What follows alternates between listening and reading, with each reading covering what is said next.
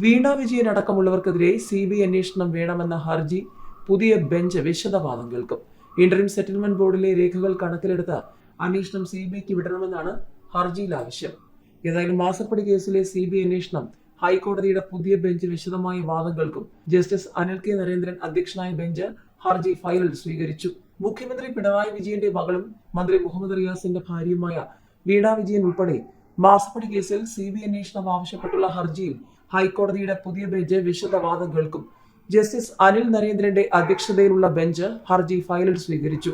ഹർജിയിൽ എതിർകക്ഷികൾക്ക് കോടതി നോട്ടീസ് അയച്ചിട്ടുണ്ട്. നേരത്തെ 2 ഡിവിഷൻ ബെഞ്ചുകൾ ഹർജിയിൽ വാദം കേൾക്കുന്നതിൽ നിന്നും പിന്മാറിയിരുന്നു. പിണറായി വിജയന്റെ മകൾ വീണ ഉൾപ്പെടെയുള്ളവർക്കെതിരെ CBI അന്വേഷണം വേണമെന്നാവശ്യപ്പെട്ട് മാധ്യമപ്രവർത്തകൻ MR അജയനാണ് ഹൈക്കോടതിയിൽ ഹർജി സമർപ്പിച്ചത്. ഇന്ററിം സെറ്റിൽമെന്റ് ബോർഡിലെ രേഖകൾ കണക്കിലെടുത്ത് അന്വേഷണം CBIക്ക് വിടണമെന്നാണ് ഹർജിയിൽ ആവശ്യം. CMRL, എക്സാലോജിക്, ശശിധരൻ കർത്ത, CMRL ഉദ്യോഗസ്ഥർ ഉൾപ്പെടെയുള്ളവരാണ് മറ്റെതിർ കക്ഷികൾ. മാസപ്പടി കേസിൽ വിജിലൻസ് അന്വേഷണം ആവശ്യപ്പെട്ടുള്ള ഹർജികൾ നേരത്തെ ഹൈക്കോടതി തള്ളിയിരുന്നു.